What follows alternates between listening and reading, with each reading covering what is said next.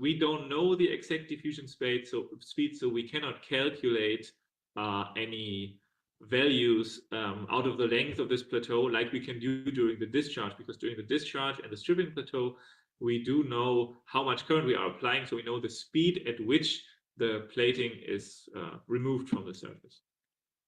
Then we can use electrochemical impedance measurements, and this one I recorded during the relaxation after plating, and we can see that we have a visible change in the spectra. We can see that this is over 12 hours.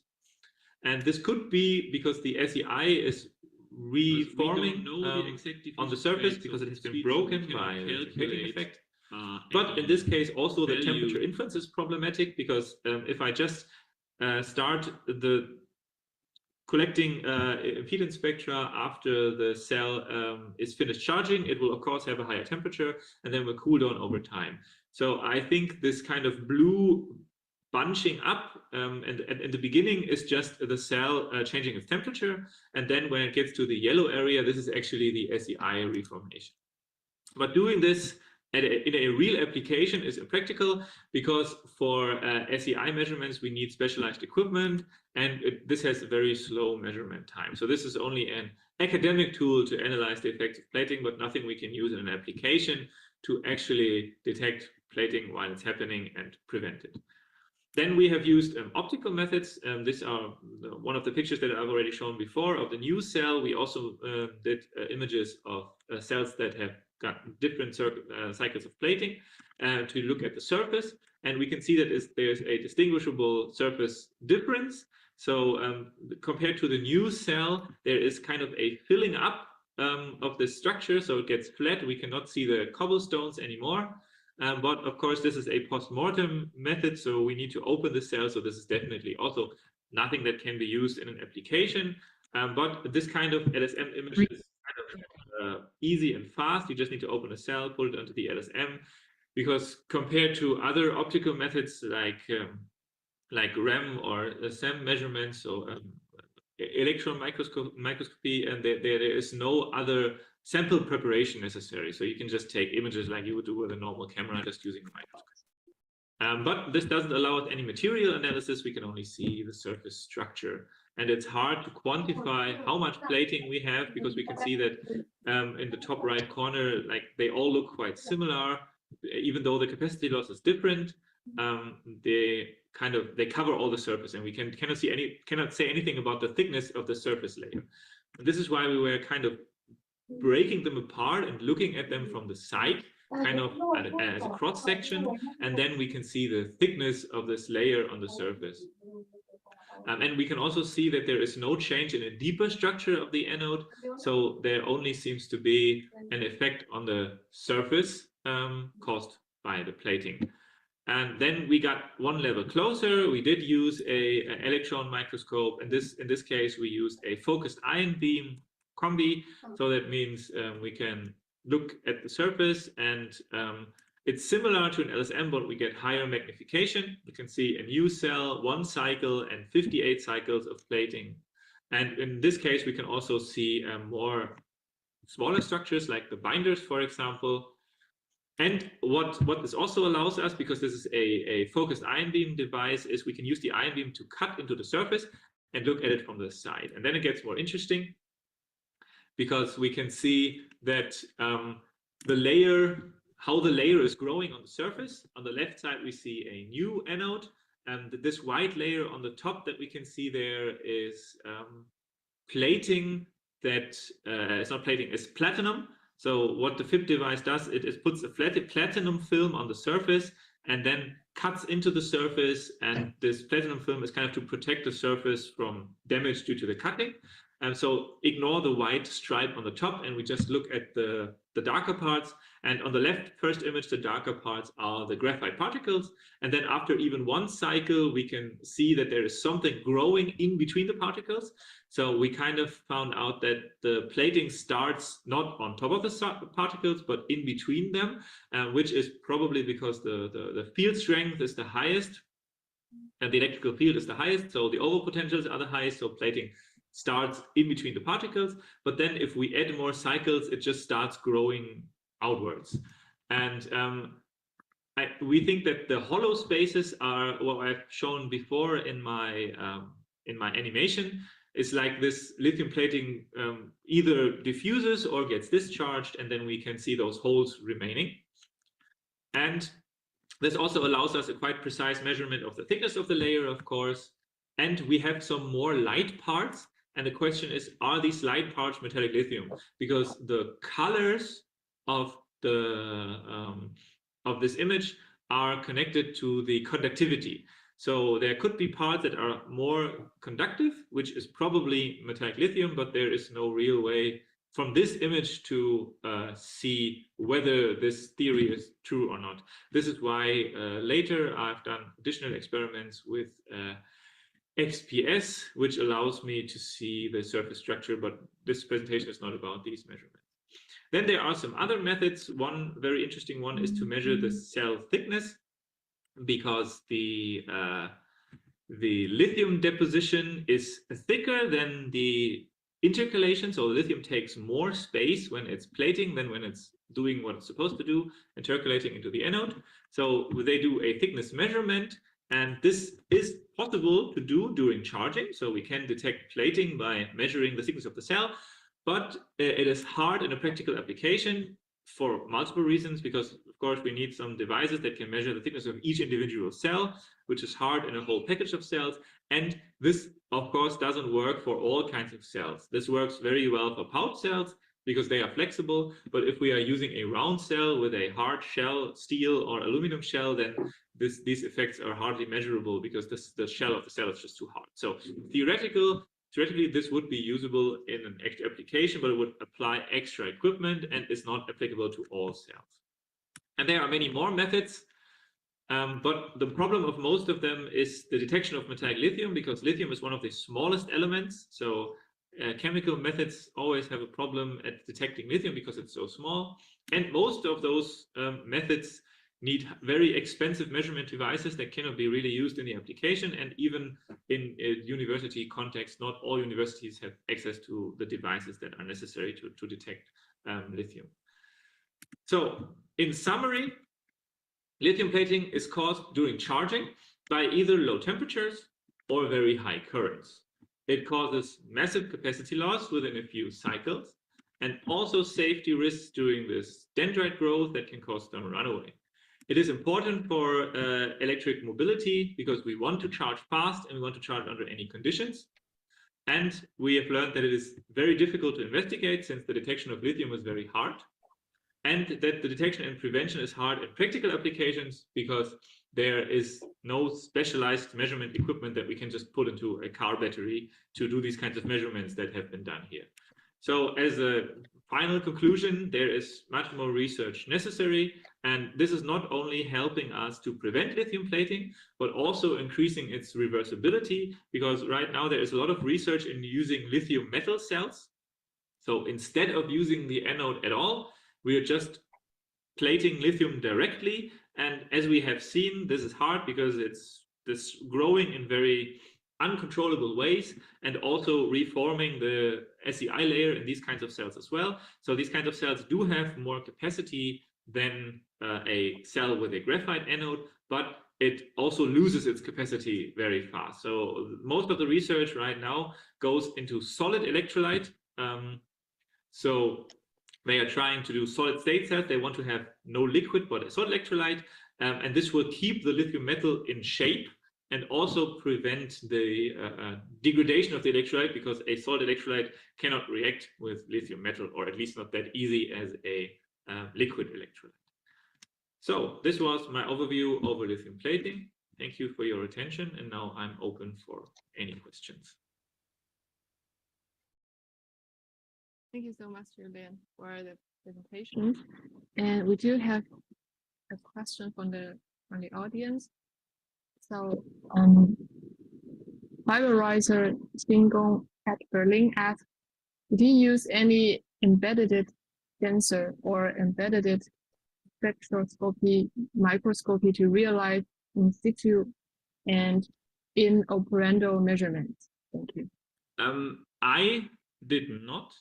but there are papers out there that have created a cell where you can look on the cell with a microscope, and they have a cell with a clear window on the top, so you can see the plating growing.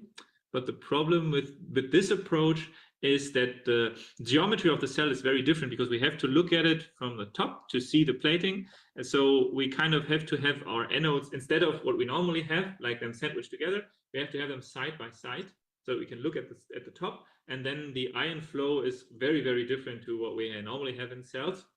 So they can show us kind of the growth process, but under very different conditions than we have in normal cells. And there's also, the pressure is different in these cells. So I didn't do that with any embedded or in situ measurements.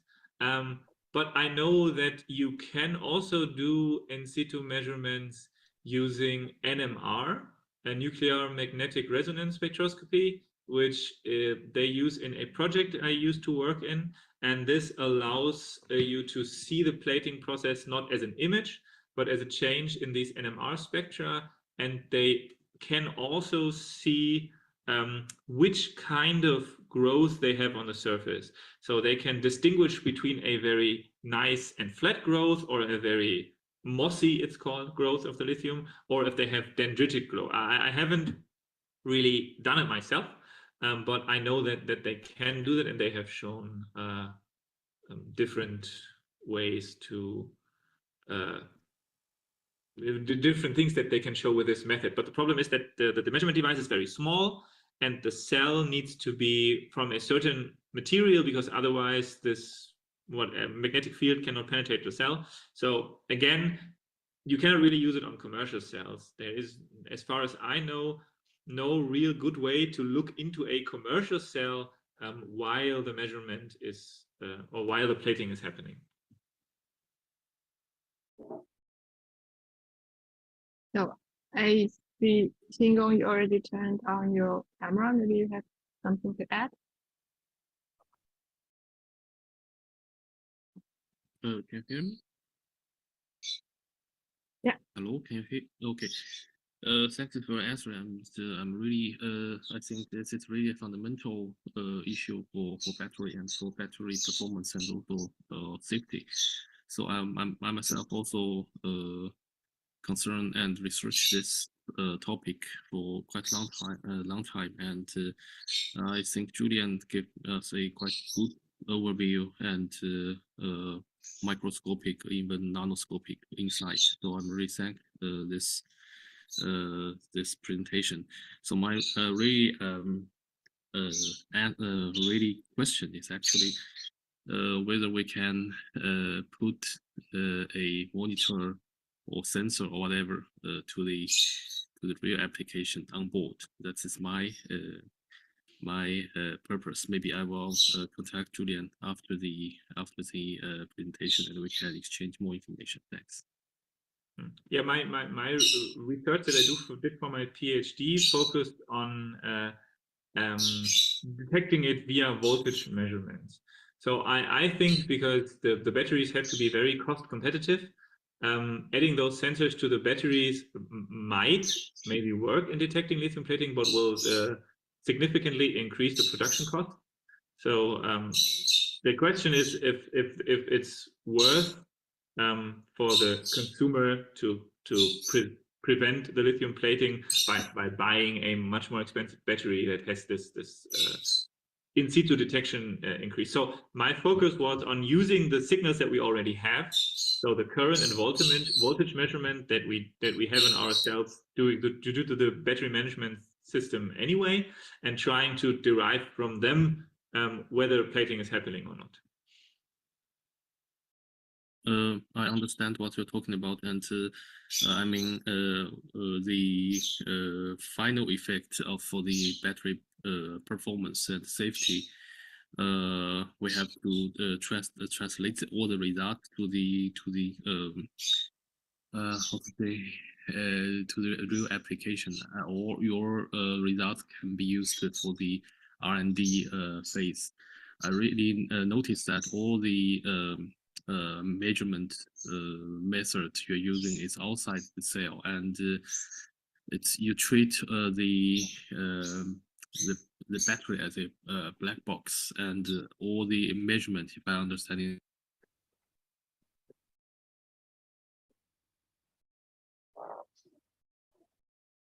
I think your connection dropped.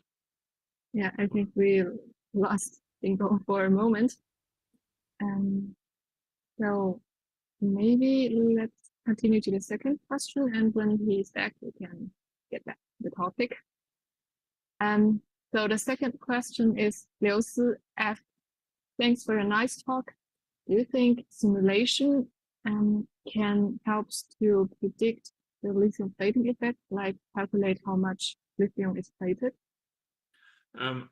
I didn't do a lot with simulation for my research, but there are models that can quite accurately predict the amount of lithium plating on the surface. The problem is that the lithium plating process is always happening at the same time as the intercalation process.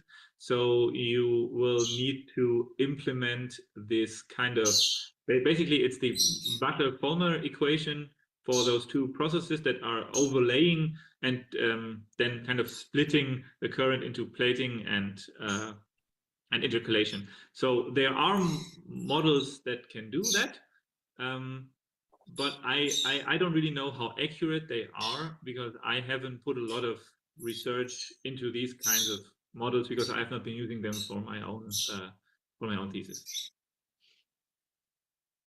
Okay, thank you. So Xingong, we lost you for a minute, and we just did the second question. So if you don't have anything to add, we'll just continue. Thank you. Okay, Hello. thanks. Hi. Hello, can I ask a question? Yeah, of course, you're Liu Si, right? Yeah. Hello.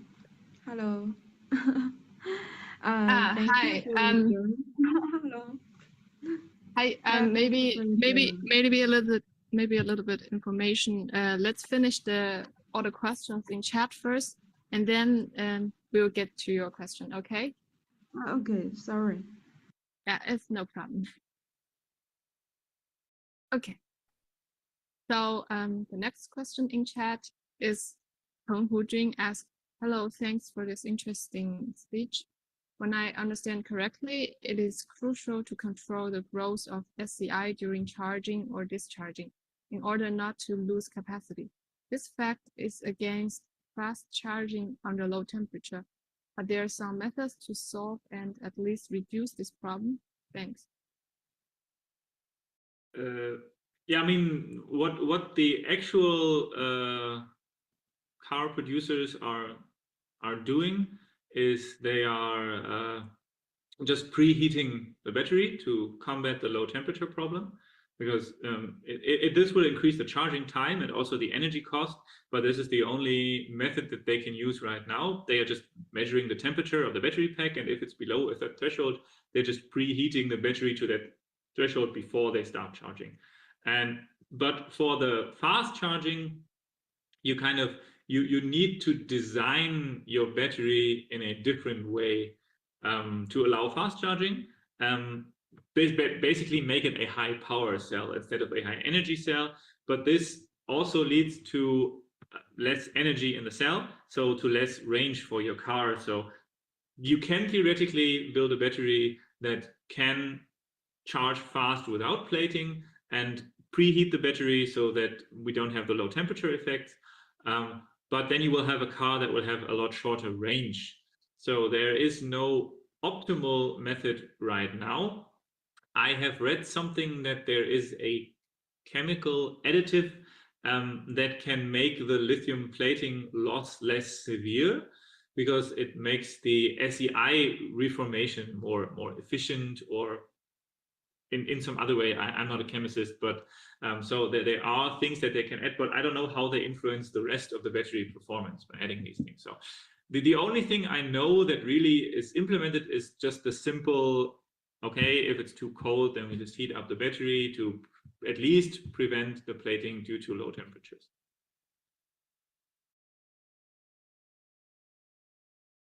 Okay, thank you. So if Peng Hujing doesn't have anything to add, we will continue to the next question. Hao asks, I think using electrical signals to detect lithium plating would be a good direction. Could you please give more information on this kind of method? So there is one very interesting paper that, okay, what I was doing is I was simply looking at the ratio of current and voltage. So when I'm charging the battery with a certain current, then I'm expecting a certain voltage shape.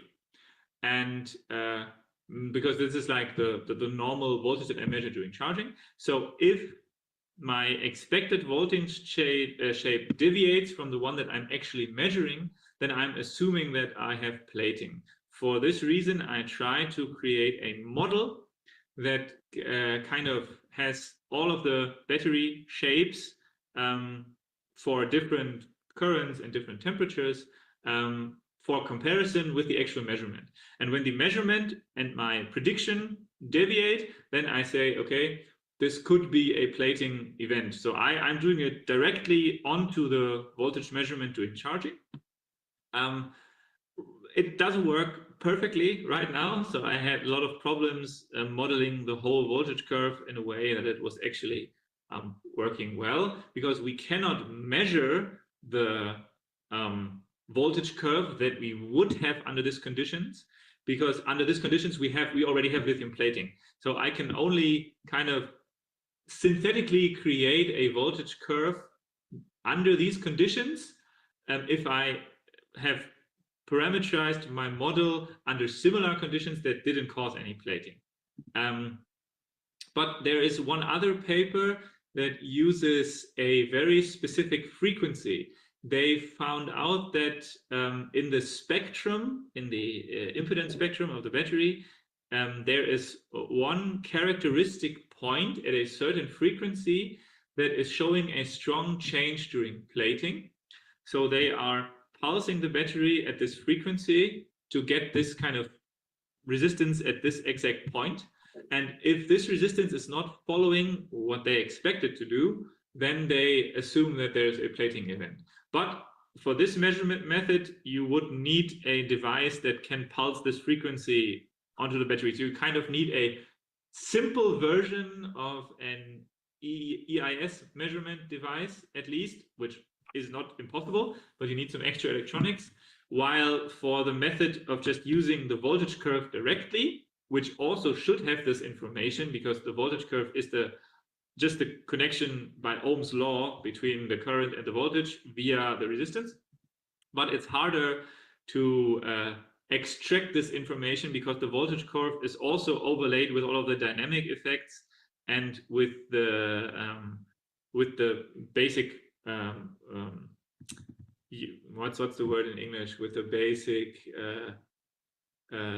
relaxation potential of the battery. So this is something you have to remove out of the equation to get it from the voltage curve, and they are doing it with an extra device, but get this resistance directly. So these are the two approaches that I have seen and researched myself, is to directly look at the voltage curve or measure the frequency response at a very specific frequency to get your information about the resistance at this point. Yeah. Thank you so much. So we finished all the questions from chat, and I think we also have a question from an audience. Dong Changying, please. You wanted to ask something, right? Hello. Yeah, I want to ask something about the software.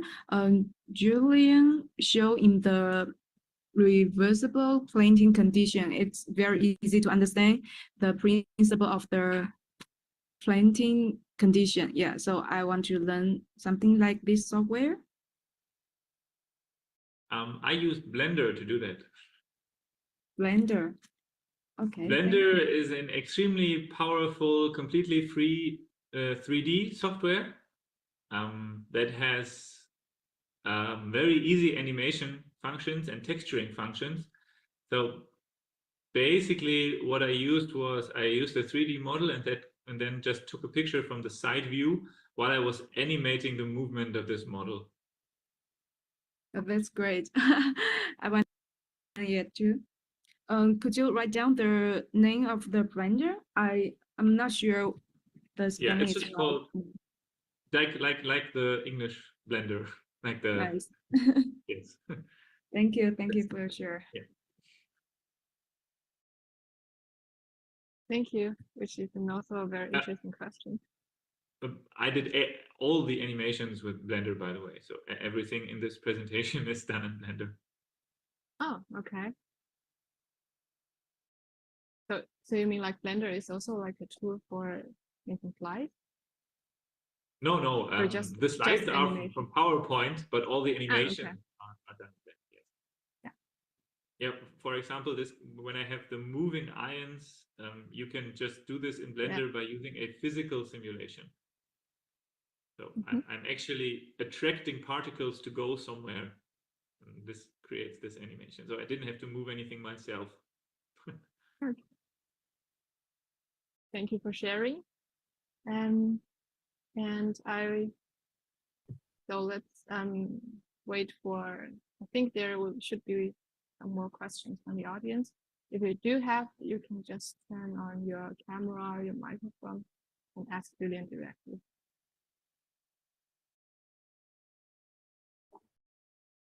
May I ask a question? Yes, of course. Okay. Hello, Dr. Long. Thanks for the nice talk. I have a question regarding this EIS and FIB measurement, as you mentioned. I can see that it's really useful to measure the effect during the early stage, but how is the progress about this measurement in the industrial level? Because for during production, we normally only use charging or discharging to see the properties of the cells, or any other measurement like open circuit voltage or internal resistance measurement, but not like you mentioned this EIS and FIB. How do you think of this point? How to apply this into the production level? Thanks. Well, the question is if you really need that during the production. I mean, there's two things, right? There's a quality control during production, for which I think this is not really necessary because voltage and current measurement should be enough. But you could, of course, do tests on the batteries to see, like basically an aging test, right? Because plating aging tests can be done very quickly compared to other aging mechanisms because they only need a few cycles to see some effects. And then you could also use those methods to predict the aging behavior of the cell. But I think for the actual production process, these methods are not really necessary. I mean, I'm not an expert in production. Like we are, our institute is mainly focused on cell characterization. So we are characterization and modeling, basically. So we are doing measurements on the cells normally and parameterize a model, and this model is used to predict aging. I'm a little bit of an outlier because I didn't do a model on plating. I just try to detect the onset on plating and try to explain the effects of plating in the cell. This was basically what I was doing. So I think for the production itself, those methods are not really necessary. But if you're interested in characterizing the cell regarding its plating behavior, then these methods could be implemented in this kind of aging test. Okay, yeah, thank you very much. Because I've heard some people or some people are interested in applying this EIS measurement, but maybe first stage is also only in the lab scale. But yeah, maybe I'm just wondering if there's a possibility to put this into mass production. Yeah. Yes, there is, but the question is if it is necessary. The question is, do you get any extra information out of it? For that, you should first understand what can an SEI measurement provide you with, right? There is a company that we also have contact with. They are a startup from RWTH Aachen, and they are producing kind of multi-frequency EIS devices, which just do a very quick EIS measurement, and they are designed to use in a production environment. So they are basically a black box. You just attach the battery to it, press start, and then you get some data. You don't need any additional information, and they are designed to do the measurement in a very fast way by not doing each frequency individually, but by doing a multi-frequency approach that only works in a certain frequency range. So you don't have the super high or super low frequencies, but it's normally enough to characterize the battery. And this could be a fast way to find outliers in the production, because the measurement only takes like 10 seconds and then gives you the spectrum in an interesting area. And then you can just compare that to your baseline or average spectrum, and cells that deviate too much from your spectrum, you could, for example, do additional tests to see if they are at the quality level that you would like to have for your production. Okay, interesting. May I ask the name of the institute again? That apply for this fast EIS? Yes, I'm just thinking about it. They are, aren't they? I think they're just called Batterieingenieure. Aachen, right? Yeah, it's from RWTH Aachen. Okay. But okay, I'm not entirely. Batterieingenieure GmbH. I think they are. I mean, just check real quick if I can see their product, then I know if this is evaluating your battery tests. Just where are their products, services, testing, thermal electrical tests. I think it was Batterieingenieure, yes. And they have created this black box that should work under any condition and create this. If not, I'm going to find out how it's which one was, but I'm quite sure it was Batterieingenieure, yes. Yeah, I guess I know who it is. Yeah. Thanks for the answer. Yeah. It is coming out of ISEA. Yeah. Thank you very much. Yeah.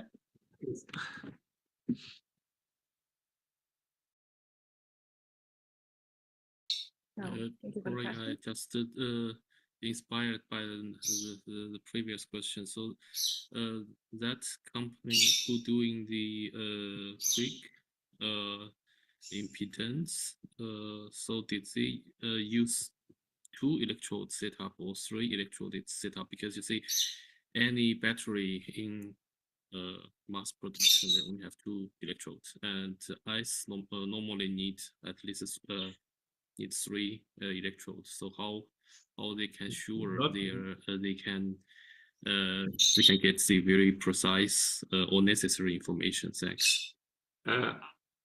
Eis does not necessarily need 3 electrodes. You can make an Eis measurement with 2 electrodes, but then you already also measure the wire resistance and wire impedance of your connections. So what they do and what we are normally doing in Eis measurements in research is we are using a 4-point measurement. That means we are separating the current connections from the measurement connections, and this way you're only measuring what's happening inside of the cell. You can ignore the resistance of the cables and everything. So this is normally a standard for Eis measurements, that you use a 4-point measurement, and I'm 100% certain that their devices also use a 4-point measurement. So the only error you're measuring are the connectors inside of the battery.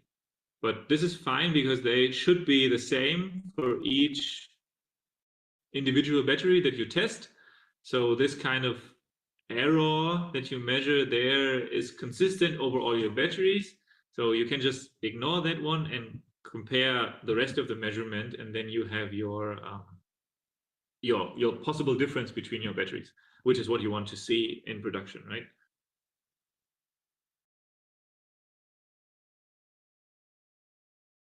I think what you're thinking about with the 3 electrodes is using a reference electrode, right?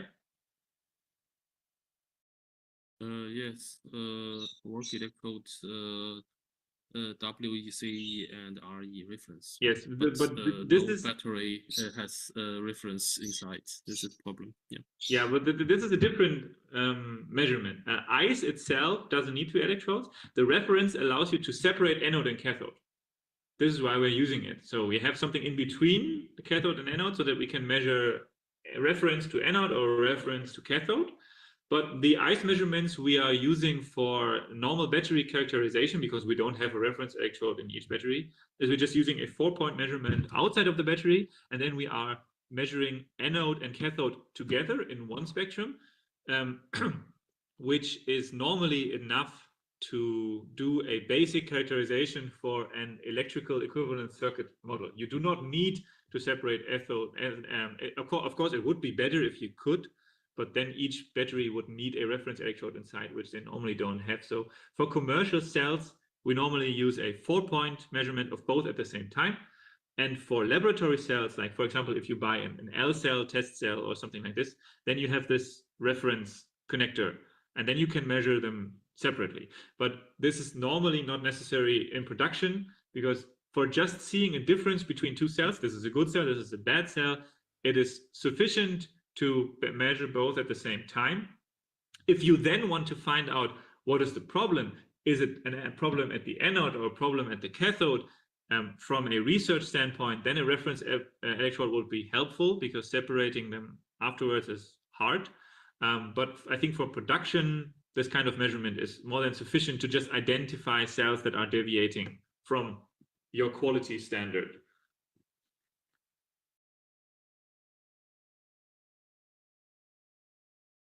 Okay, so thank you both. And I actually have also one question. I think this is also our last question. So you mentioned this lithium plating can cause 3 problems. So the one is the SEI layer will be broken, and like there would be separate lithium outside of the cell. And the third one, I think, is the most dangerous one, is like a dendrite, and then it causes an explosion. So I would like to ask, how often do each of they happen actually, and are there some industrial standards to prevent them, to ensure the quality, like for during the production or after the production? Well, the first 2, so or the very first one, the breaking of the SEI layer can be prevented on a chemical level by adding certain additives to the cell. For example, I think vinyl carbonate is one of these, VC, which are added to the electrolyte to make the SEI layer during the formation process more stable. But of course, all of the producers are keeping the secrets what they add in the electrolyte, and it is very hard to even get the electrolyte to identify, because there's so little in the cells. Then when you open the cells, normally electrolyte is already evaporated. So as a university, we don't really have any information about what additives they actually use, but we know that they do use some additives to make the SEI layer stronger. The second step is to do a specific formation process. So for example, we ordered cells from the company Lifan, which produce custom cells, and they told us that they do a high pressure formation process. But they didn't want to tell us which one, but because it was also their secret to make their cells more stable. In general, this is not only to prevent plating, but a stable SEI layer also helps to make the cell age slower in general, because stable SEI is kind of the most important thing to prevent cell aging. And there is, as far as I know, no way to prevent dendrites inside of the cell. But if we are looking at the research right now for solid state batteries, a solid state electrolyte should be able to prevent or at least suppress dendrites because it's much harder for them to grow through the solid electrolyte. And also on a higher level, like, because if one cell has a thermal runaway and explodes, that's not good, but it's not life-threatening. But if a whole battery package has a propagating thermal runaway that goes, one cell is having a thermal runaway, and it heats up and it makes the next cell turn into a thermal runaway, and then the next, and then when the whole battery pack is on fire, then we actually have a safety hazard. So there are different ways to prevent that. There's no way on the cell level to prevent the dendrites from growing, but this dendrite growth is quite rare. Most of the time, the lithium growth is mossy. It can happen under certain circumstances if we, for example, have a very big graphite particle that's very pointy already, and then there's lithium growing on top of that. But it's very rare. But the thermal runaway itself can not only be caused by lithium plating, it can also be caused by just overcharging the cell, for example, or if you have a car accident and there's a nail in your cell, this can also cause thermal runaway and so on.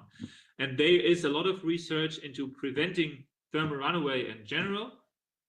So on this side, the producers are putting effort in, but on the other side, like preventing the dendrite itself is only possible if we go to the solid state batteries, and then it's kind of, because we want them to be solid state anyway, this is the point of this research, and this would also at the same time prevent dendrites. But right now with the liquid cells, there is no way to effectively prevent dendrites that I know of.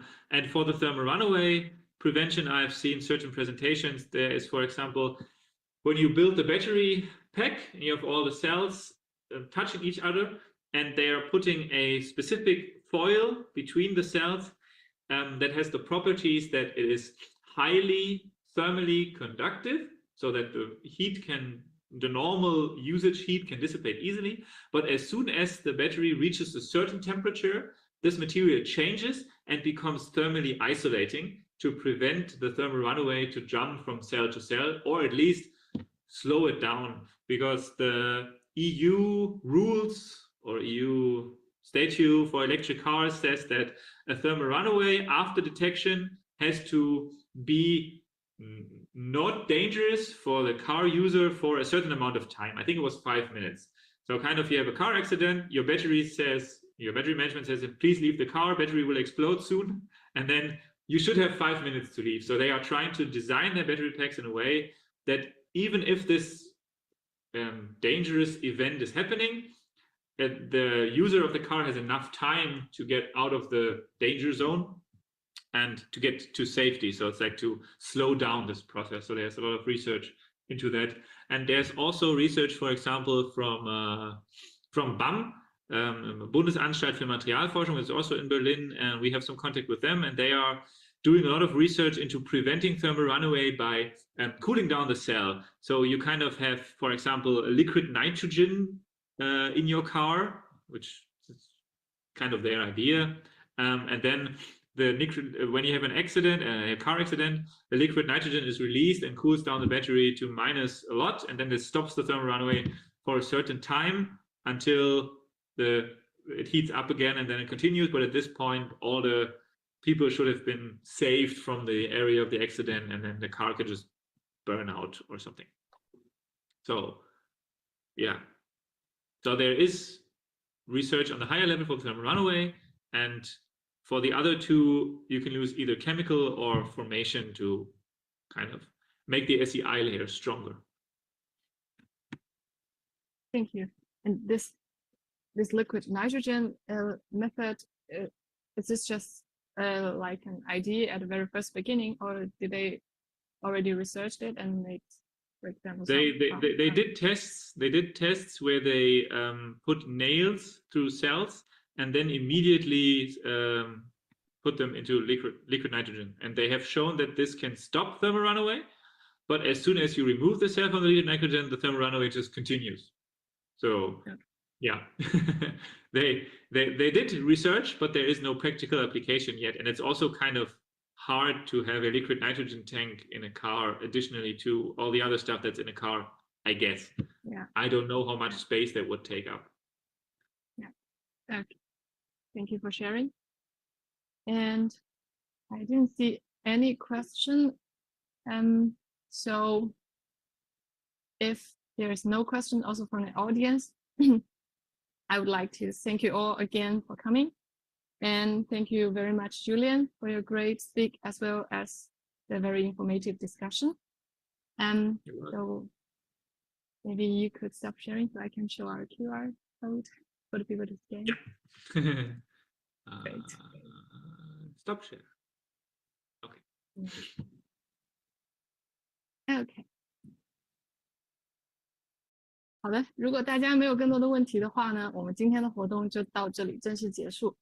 感谢大家今天参与我们的活动，也感谢我们德州能源圈理事会的成员，以及我们新动力人才计划的成员为我们组织这次活动付出的努力。那么欢迎大家关注我们德州能源圈的公众号，参加我们未来更多的精彩的活动。So I wish you all a nice weekend and hope to see you very soon. Bye. Bye-bye. Thank you. Goodbye. Bye. Thank you. Bye.